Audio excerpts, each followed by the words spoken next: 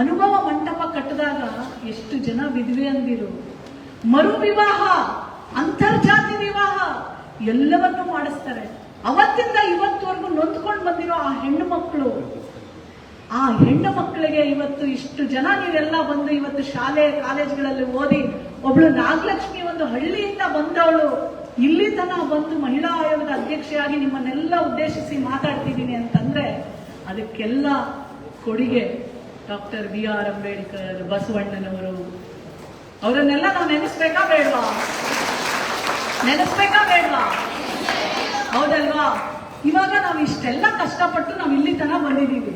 ನಾವು ಇಲ್ಲಿ ತನಕ ಬಂದ ಮೇಲೆ ನಮ್ ಫೋಕಸ್, ನೀವೆಲ್ಲ ಹೇಳಿದ್ರಿ ನಾವ್ ಏನಾದ್ರು ಸಾಧನೆ ಮಾಡೇ ಮಾಡ್ತೀವಿ ಅಂತ. ಹೌದಾ ಇಲ್ವಾ? ಹೌದಾ ಇಲ್ವಾ? ಈಗ ಸಾಧನೆ ಮಾಡ್ಬೇಕಾದ್ರೆ ನಿಮ್ಮ ಗುರಿ ಹೆಂಗಿರ್ಬೇಕು ಗೊತ್ತಾ? ಗುರಿ ಫೋಕಸ್. ಆ ಫೋಕಸ್ ನಿಮ್ಮನ್ನ ಆ ಕಡೆ ಈ ಕಡೆ ತಗೊಂಡೋಗ್ಬಾರ್ದು.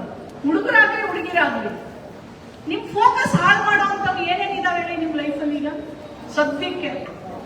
ಒಂದು, ಎರಡನೇದು ಕರೆಕ್ಟ್, ಎರಡನೇದು ಅದ್ರಲ್ಲೇನಿದೆ? ಎರಡನೇದೇನು? ಲವ್. ನೀವ್ ಹೇಳಿರೋದು ಕರೆಕ್ಟ್. ಅಂದ್ರೂ ನಾವು ಇಲ್ಲೂ ನಾಚ್ಕೋತೀವಿ ಏನಾದ್ರು ಮಾತಾಡಕ್ಕೆ. ಗಂಡು ಮಕ್ಕಳಿಗೆ ಏನ್ರ,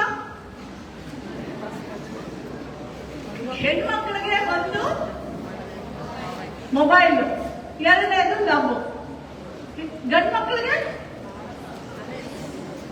ಮಾತಾಡ್ರು, ಗಂಡು ಮಕ್ಳು ಒಬ್ಬರಾದ್ರು ಮಾತಾಡ್ರು. ಗಂಡು ಮಕ್ಕಳಿಗೆ ಏನಿರುತ್ತೆ? ಮೊಬೈಲು, ಲವ್, ಮೂರನೇದು ಅದೇ ಹೇಳ್ರಿ, ಡ್ರಿಂಕ್ಸ್, ಆಮೇಲೆ ಸ್ಮೋಕಿಂಗ್, ಆಮೇಲೆ ಡ್ರಗ್ಸ್. ಏನೋ ಡ್ರಗ್ಸ್. ಹೌದಾ ಇಲ್ವಾ? ಹೌದಾ ಇಲ್ವಾ? So focus very very very important. ಎಲ್ಲ ಹೆಣ್ಮಕ್ಳಿಗೆ, ಎಲ್ಲ ಗಂಡು ಮಕ್ಕಳಿಗೆ ನಿಮ್ ಫೋಕಸ್, ನಿಮ್ಮ ಗುರಿಯನ್ನ ಬಿಟ್ಟು ನೀವು ಆ ಕಡೆ ಈ ಕಡೆ ಕದಲಬಾರ್ದು. ರೀಲ್, ನೀವು ಒಂದು ಮೊಬೈಲ್ ತಗೊಳ್ಳಿ, ಒಂದು ರೀಲ್ ನೋಡಿಲ್ವಾ, ಇನ್ನೊಂದು 1 ಅವರ್ ಟೈಮ್ ಹೆಂಗ್ ಹೋಗುತ್ತೆ ಅಂತಾನೆ ಗೊತ್ತಿಲ್ಲ. ನಾವು ಓದೋದೇ 1 ಅವರ್ 2 ಅವರ್. ಆ 2 ಅವರ್ ನಾವು ರೀಲ್ಸ್ ನಲ್ಲಿ ಖತಮ್ ಮಾಡ್ಬಿಟ್ರೆ ನಮ್ ಗುರಿ ಮುಟ್ಟಕ್ಕಾಗತ್ತಾ? ಮುಟ್ಟಕ್ಕಾಗತ್ತಾ? ನೀವು ಮಾತಾಡಿ ಜೋರಾಗಿ, ಮುಟ್ಟಕ್ಕಾಗತ್ತಾ? ಸೊ ಫೋಕಸ್ ನ ಕಳ್ಕೋಬಾರ್ದು. ಎರಡನೇದು ಲವ್. ದಯವಿಟ್ಟು ಬೀಳಬೇಡಿ. ಯಾಕೆ ಅಂದ್ರೆ ನಾನು ಹೇಳ್ತೀನಿ, ನಮ್ ದೇಹದಲ್ಲಿ ಹಾರ್ಮೋನ್ಸ್ ಇರ್ತವೆ. ನಾವು ಋತುಮತಿ ಆದ್ಮೇಲೆ ನ್ಯಾಚುರಲ್ ಆಗಿ ಹಾರ್ಮೋನ್ಸ್ ಬರ್ತವೆ. ಅದು ಗಂಡು ಮಕ್ಳು ಇರ್ಬೋದು, ಹೆಣ್ಮಕ್ಳು ಇರ್ಬೋದು. ಯಾರನ್ನಾದ್ರೂ ನೋಡಿದ್ರೆ ಇಷ್ಟಪಡೋದು ಸಹಜ. ಅದು ನಮ್ಮ ಪ್ರಕ್ರಿಯೆ, ನಮ್ಮ ಬಯಾಲಜಿಕಲ್ ಕ್ರಿಯೇಷನ್ ಹಂಗಿದೆ. ಯಾರನ್ನಾದ್ರೂ ನೋಡಿದಾಗ ಇಷ್ಟಪಡೋಂಗಾಗೋದು, ಖುಷಿ ಆಗೋದು, ಅವ್ರ ಜೊತೆ ಮಾತಾಡ್ಬೇಕು ಅನ್ಸೋದು, ಅವ್ರ ಜೊತೆ ಚಾಟ್ ಮಾಡ್ಬೇಕು ಅನ್ಸೋದು, ಅದ ನಂತರ ಪ್ರೀತಿ ಮಾಡ್ಬೇಕು ಅನ್ಸೋದು, ಅದ ನಂತರ ಇವನಿಗೆ ಮದುವೆ ಮಾಡ್ಕೋಬೇಕು ಅನ್ಸೋದು, ಅಥವಾ ಅವನಿಗೆ ಅವಳನ್ನ ಮದುವೆ ಮಾಡ್ಕೋಬೇಕು ಅನ್ಸೋದು, ಅದು ಅನ್ಸತ್ತೆ. ಬಟ್ ಅದಕ್ಕೆ ಟೈಮ್ ಇದೆ. ಅದಕ್ಕೆ ಅನ್ಸಿದ್ರೆ ಅಲ್ಲಿಗೆ ಇಟ್ಕೊಂಡ್ಬಿಡಿ, ಇಳಿಯಕ್ ಹೋಗ್ಬೇಡಿ. ಏನ್ ಮಾಡ್ಬೇಡಿ? ಇಳಿಯಕ್ ಹೋಗ್ಬೇಡಿ. ಏನಾದ್ರೂ ನಾವು ಓದೋ ಟೈಮಲ್ಲಿ ಲವ್ ಬಿದ್ವಿ ಅನ್ಕೊಳ್ಳಿ, ಅವನ ಬಗ್ಗೆ ತಲೆ ಕೆಡಿಸ್ಕೊಳ್ಳೋದು. ಅವ್ನ್ ಮೆಸೇಜ್ ಮಾಡದೆ ಹೋದ್ರೆ ಇಡೀ ದಿನ ಕಾಯೋದು, ಏನಕ್ಕೂ ಕಾನ್ಸಂಟ್ರೇಷನ್ ಇಲ್ಲ. ಅವನು ಅಷ್ಟೇ, ಅವಳು ಮೆಸೇಜ್ ಮಾಡಿಲ್ಲ, ಫುಲ್ ಓದಕ್ಕೆ ಇಂಟ್ರೆಸ್ಟ್ ಇಲ್ಲ, ಬರೆಯಕ್ಕೆ ಇಂಟ್ರೆಸ್ಟ್ ಇಲ್ಲ. ಅವ್ನ್ ಮೆಸೇಜ್ ಬರುತ್ತೋ ಇಲ್ವೋ, ಅವ್ನ್ ಕಾಲ್ ಬರುತ್ತೋ ಇಲ್ವೋ, ಅವನನ್ನ ಹೆಂಗೋ ಮೀಟ್ ಮಾಡ್ಬೇಕು, ಯಾವ ತರ ದುಡ್ಡು ಹಂಚ್ಕೋಬೇಕು. ಹೌದಾ ಇಲ್ವಾ? ಹೌದಾ ಇಲ್ವಾ? ಹೌದಾ ಇಲ್ವಾ?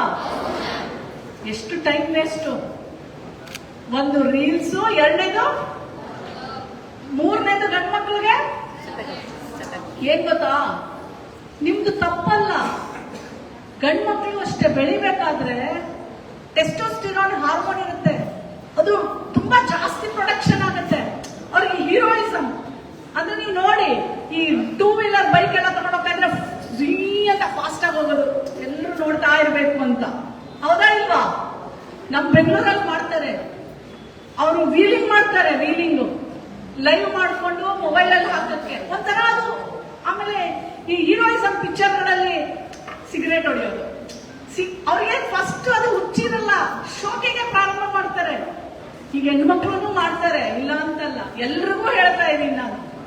ಶೋಕಿಗೆ, ಆ ಸ್ಟೈಲ್ಗೆ ಸಿಗರೇಟ್ ಹೊಡೆಯೋದು, ಎದೆ ಒಪ್ಪಿಸ್ಕೊಂಡು ನಡೆಯೋದು, ಇದೆಲ್ಲ ತಪ್ಪಲ್ಲ. ನಿಮ್ಮಲ್ಲಿ ಉತ್ಪತ್ತಿ ಆಗುವಂತ ಹಾರ್ಮೋನ್ಸ್ ತಪ್ಪು ಅಂತನಲ್ಲ, ಅದು ಸಹಜ. ಆದ್ರೆ ನೋಡ್ರಪ್ಪ, ಆ ಟೈಮಲ್ಲಿ ನೀವು ಒಂದು ಚೂರು ನಿಮ್ಮ ಕ್ಯಾರೆಕ್ಟರ್ಸ್ಗೆ ಬೌಂಡ್ರಿ ಹಾಕೊಂಡು ನಿಮ್ಮ ಗುರಿ ಕಡೆ ಫೋಕಸ್ ಮಾಡಿದ್ರೆ ಪೊಲೀಸ್ ಅವ್ರಿಗೆಲ್ಲ ಕೆಲಸ ಕಡಿಮೆ. ಹೆಚ್ಚಿನ ವಿಡಿಯೋಗಳಿಗೆ ಪ್ರತಿಧ್ವನಿ ಯೂಟ್ಯೂಬ್ ಚಾನೆಲ್ ಸಬ್ಸ್ಕ್ರೈಬ್ ಮಾಡಿ, ಬೆಲ್ ಐಕಾನ್ ಕ್ಲಿಕ್ ಮಾಡಿ.